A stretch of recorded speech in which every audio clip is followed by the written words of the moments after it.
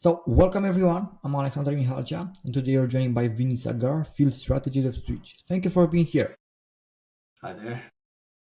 Before we dive in, could you give us a quick overview of what swIDch does? Yes, so swIDch is, I would say, just coming out of a startup phase. So it is a company that focuses on unique way of authenticating users, especially in the OT environment, which we're going to discuss more today. So it's basically a cybersecurity company specializing in MFA and OT environments. Okay, I see. And what inspired you to join to swIDch? Was there a specific moment or experience that sparked this journey? I think I really wanted to work for a startup company, to be part of a company that's more innovative, very quick and agile in moving forward. So I've worked with large software companies before, which tend to be a bit more bureaucratic, So for me personally, it's been an interesting journey working for a smaller startup company. Okay. And before that, was your background before starting this venture? So I've always been in the what's called the identity defined security space, also called as identity and access management or identity governance. So I started as a developer for one of these identity companies and then thereon moved on to consulting and then into pre-sales kind of role, but always been in the identity space throughout my background. So that's where I still am. swIDch is still very much an identity company. Okay, I see. So let's go back to when you first started. So, what major challenges or gaps did you see in the market that made you think this needs to be solved? So you're talking especially about swIDch, I'm assuming, right? Yeah, right. Yeah, so that's a very interesting question because apart from the identity space, previously I've worked what's called the IT space. So that's, you think about your, email systems, file shares, business software that you run. OT, where swIDch is focusing on operational technology, is a very different domain. Think about physical processes, where your electricity comes from, how your products are produced, things that are done in a factory automation environment, kind of things. So that was for me, a very different approach to, what I've been used to and, learning what security looks like in these environments and how we can apply kind of like stronger security and identity defined security in these environments. So that was kind of the unique aspect of this career. Okay, so let's clarify from the start. So, what is an industrial network? So yeah, again, think about the world that you live in. Where does your electricity comes from? Your power. Your Yeah, water, for example, the food in your fridge. All of them come from a factory environment, which have complex physical processes that are controlled by specialized computer systems. So I want you to think about power stations, a manufacturing plant, or a water, a water distribution system, for example. So all of these networks, these industrial networks, will have a physical element to it. So there will be things like sensors, actuators, conveyor belts, robotic arms, depending on what they're doing. All of them are then controlled by what's called a PLC, programmable logic controller. They are literally the brains of it, and a lot of, I would say, networking equipment and solutions that go around it to make these industrial networks run. So that's basically what an industrial network is, very different with your IT network. right. And what are the potential real-world consequences of a successful cyber attack on critical infrastructure beyond just data loss? So I think this is one of my favorite questions. So I'll ask you a question here. So you must have heard of, cyber attacks, ransomwares that happen. Yeah. What do you think the cases that you've heard in the news? What's the worst case scenario that of these cyber attacks to you? So, for Alexander. example, declassify some documents, some important documents. Documents, right? So yeah, so if those, let's say those, classified documents are leaked, what's the harm that you're doing? Of course, you've got, your reputational harm. Those Yeah. documents were released. That you maybe lose some trust from your clients or your stakeholders. So you'll have these, and you might have some financial losses, for example, because of these consequences. But the important thing is these kind of that happen typically in IT. No one's going to die because of that. There's no physical harm. People might lose their job, might lose a few nights of sleep, and so on. It's not the case in OT. If a cyber attack happens in OT, so think about your wastewater treatment or your water purification treatment system in your local council. If someone's able to manipulate the computers that control the chemical levels for purification to make it poisonous, there's a real world impact of harming the population, environment, even the people working within the factories as well. So these are some of the real world, I would say, consequences. And we've seen that recently happen, especially because of the geopolitical tension around the world. There's been attacks on the Ukrainian power grid, for example, that Right, knocked out the power supply, for example, a couple of years ago. And a lot more of this is happening where there's a physical harm to the people, environment, and your workers if right, these right, systems are right, compromised. right. And for example, what are the most critical differences between securing industrial networks versus traditional IT environments? I would say the difference lies primarily what these different, IT and OT networks are trying to do. So if you think about a typical IT network where you're accessing your email systems, you're accessing your file share documents, you're running some sort of business software, be it finance or customer data, whatever that might be. The focus is primarily on information. These are sensitive information that you don't want to get leaked out. So the focus in IT tends to be securing your data and privacy of this data as well. I think in OT, the difference is shifted slightly. First of all, in OT, operational technology or industrial networks, what is being controlled, first of all, in these networks? It's a physical process in the end, right? Some of I would say, the emphasis is how quickly things happen. So real time operations, a lot of these sensors work in sub millisecond ranges, so introducing any sort of cybersecurity element or any friction, if it means the latency increases, a lot of these processes might fail.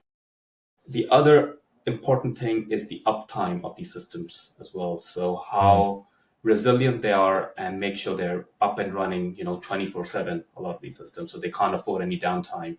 So a lot of emphasis is on making sure there's redundancy built in and uptime, make sure uptime is high as possible as well. So these are, I think, some of the differences that kind of dictate what cybersecurity looks like in these two kind of IT and OT networks. okay, okay.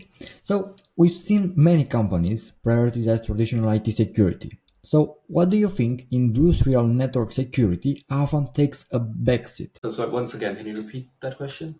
Right, so why do you think industrial network security often takes a A backseat? backstep. All right. Yeah, that's again coming back to, if you look at the history of OT networks. Traditionally, what's happened is, OT networks used to be air gap. So what I mean Yeah, by that is they were completely disconnected from the internet. So there was this sense of, you need, because it's not connected to the internet. They didn't have to worry too much about security because people needed physical access to get in. People couldn't hack them remotely. So that's why security was always taken as was considered not that important. However, that is changing with Industry 4.0, which means, things are getting more and more connected, which means factories and equipment need to be more connected to the internet. So that has been changing. I think the other factor that's kind of resulted in, security not being taken so seriously is because of those, some of the points that I mentioned earlier. So uptime was very, very important. Resiliency, make sure things are up and running, not introducing any latency. That kind of resulted in security not being up to date right. in OT environments.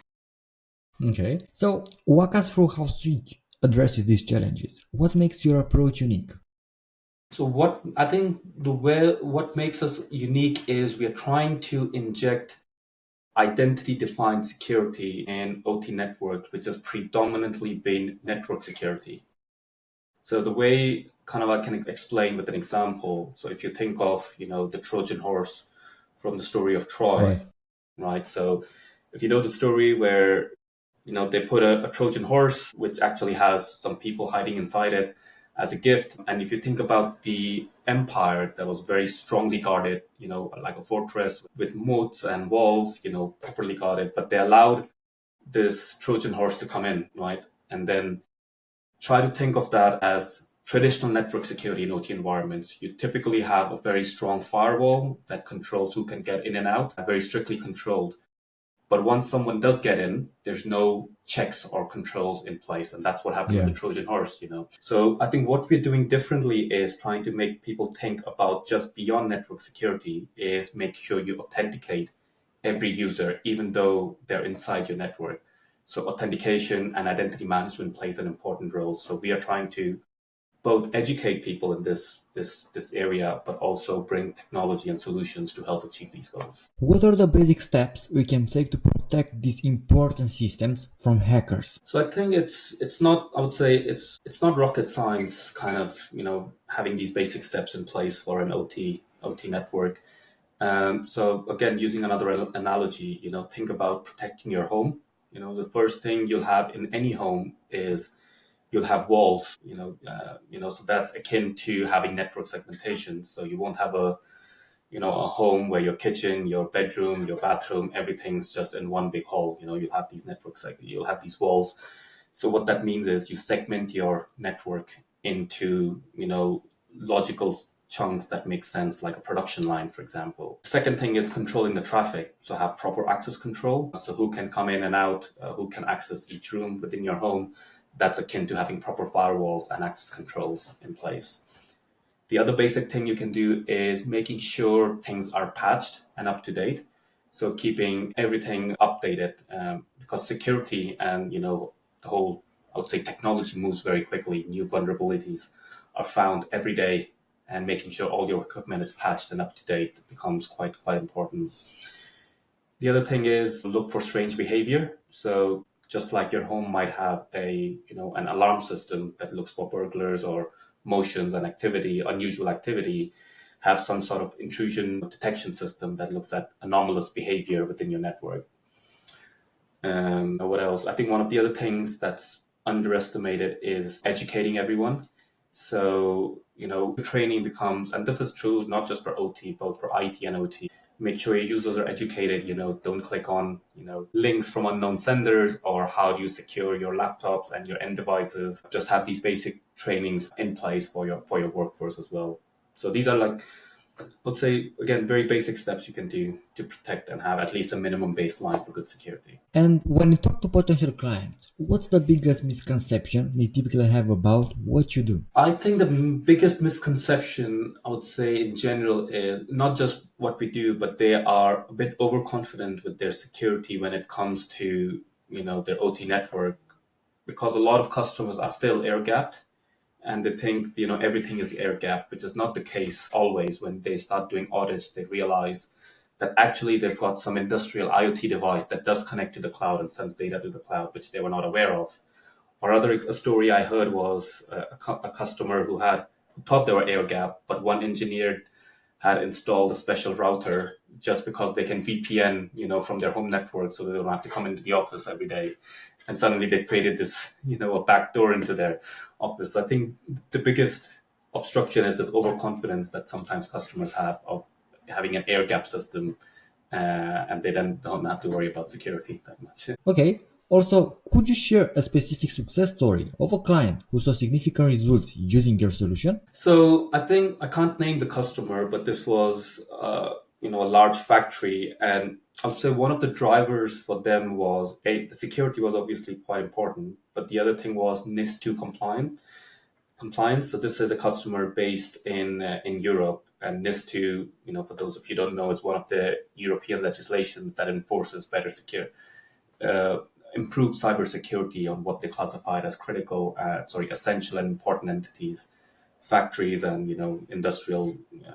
Any industrial customer falls into that category. And one of the things they wanted to protect, that's also part of the NIS2 regulation, is use stronger authentication and MFA. And they wanted to protect what's called the PLC that I talked about. So these are computers, special computers that protect, all your physical processes, protect them to make sure no one's able to abuse these systems, be it a person trying to do something bad, or a malware trying to log in and change some settings to have stronger MFA. So they were able to use our technology to enforce better security, but also prove NIS2 compliance as well. And how do you quantify the impact of security breaches in industrial settings for your clients? I think that goes into the impact. That's, I think, quite a long discussion.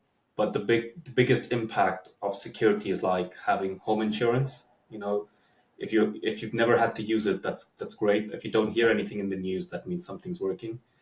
But if something does go wrong, you need that insurance to make sure things are corrected. So I think cybersecurity in general is like having that insurance. A lot of you might get away and hope for the best by not having an attack, but if you do have an attack, to be able to prevent it in the first place. But second, if you do have an attack, to be able to recover from it quite quickly as well. Okay, and looking at the broader industry, what key trends are you seeing emerge? So one that I already mentioned, identity defined security. So, having identity as part of your core strategy of, enhancing your cybersecurity in your OT network.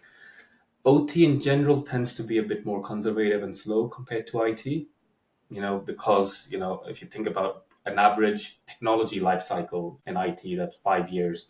So every 5 years, the technology stack completely changes and people implement something new. In OT, that tends to be 10 to 20 years instead. So it's quite slow. So it is a slow process, but some of the trends we're seeing is, as I said, identity being taking center stage and becoming more and more aware. The other thing that we do have to talk about is AI. It's kind of found its way in every, in every part of technology, including OT. So the two things that I'm seeing AI being used in OT is in two ways. One is the cybersecurity part, and one is more from the automation side of things. So if you think about from the automation, robotics in terms of, image recognition and image processing to do some of the manual and, repetitive tasks that a human might do, or even using like specialized robots to do a lot of the repetitive tasks. In cybersecurity, we're seeing the adoption of AI in terms of quite heavily in the analytics side of things.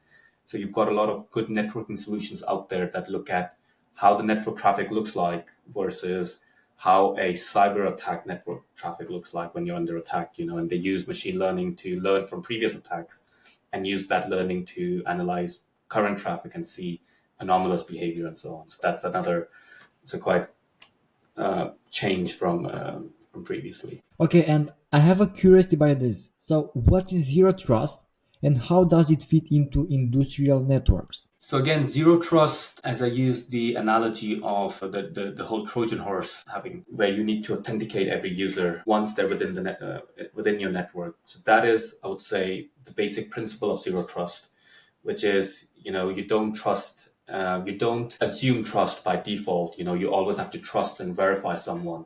Even if you're within the network, you need to make sure that the person is verified. So that's one of the basic foundations of zero trust. So some of the principles that zero trust kind of like mention is you always assume there's a breach and work on that principle that you've been breached and how do you minimize the impact of that breach. As I said, always do explicit verification. Just because you're on the network doesn't mean you have the rights to do something. You need to authenticate everything. Another principle is the principle of least privilege. So, make sure, every user, every machine identity has the least privileges possible to do their jobs. So again, in OT, people tend to have like super admin privileges or nothing, and there's nothing in between. So again, that goes against the zero trust principle. The other two, I would say, are microsegmentation, which we talked about, minimizing your what we call like your blast area. So if there was a breach, you confine it to a small segment instead of your entire network. And the other is continuous monitoring of your network and making sure, looking for anomalous behavior. So these are some of the principles of zero trust. Depending on who you speak to, they'll have their own interpretation of zero trust because it's become a buzzword these days. But if you deep dive, it might mean different things to different people in different industries. Yeah, and for example, the role of identity in a defined security, what does it mean? So identity defined security, you put identity at the heart of your security. So making sure, if we go back a little bit, when we looked at network security, and a lot of like, network vendors we speak to, even a lot of customers we talk to, a lot of them only worry about, do you have proper firewall? Do you have network segmentation in place? They're not so bothered about who the users are, how they're logging in, do they have strong authentication? They don't think about these kind of issues, which is becoming more and more pertinent, especially with, remote working and secure remote access. You need to understand who the user is that's coming into your network. What is it that they're trying to do? Do they have the right privileges? Do they have proper authentication in place? So identity defined security actually puts a spotlight on who is it, that needs access to something or is doing something, which could be a human, it could be a machine identity. So that's basically the foundation of identity defined security. And from there on, making sure they're authenticated properly, they have the proper authorization of what they need to do, they have the proper security and monitoring once they are doing something, and so on. So it's a very broad concept that looks into a lot of different elements, but these three that I mentioned are the basic where people start from. Yeah. So again, this is what's an interesting story that I'll explain with an example. So about, I would say, 5 to 6 years ago, so as I said, I work mainly in the identity space, and part of the identity solution was selling, strong authentication solution, including MFA. Right. So 5, 6 years ago, when I was selling to businesses, IT businesses, some of the more conservative businesses were very, I would say, apprehensive. They didn't want to introduce MFA because they thought it, changes the user experience too much from using a username password. And they were just not ready for even things like complete passwordless authentication. That was a bit too forward thinking for them. But then COVID happened. Everyone started working from home. Suddenly MFA just exploded in popularity. And everyone now, if you go, even for your consumer site, they'll make sure you have MFA set up. And a lot of consumer sites are also, exposing complete passwordless MFA. So that trend kind of in IT lent its way to making sure MFA became, more widely adopted. And I think OT is kind of where IT was 5, 6 years ago. So still MFA is being thought of, as a friction to them, or it's seen as too much of a change coming from username password, which everyone's used to. But I think it's inevitable as factories get more and more connected, as more and more equipment manufacturers start by default connecting their devices to the cloud, and that's the only way you can get it. A lot of companies, if you look at what AWS and Microsoft are doing, they are having a lot of these analytics tools built in the cloud. These companies will have to start thinking about better security. So these trends we're seeing now, companies taking MFA and authentication more seriously now. Okay. And what do you think most business owners are getting wrong when they're trying to address this specific problem? Yes. I think so. When they look at, when they try to address these problems because they've failed an audit, or, they're not part of a regulation, or they failed one of the regulations, or they've been fined, for example. And I think they try to look at, the whole kind of all the issues that they have at once, and you can break it down into smaller chunks by doing the basic rights.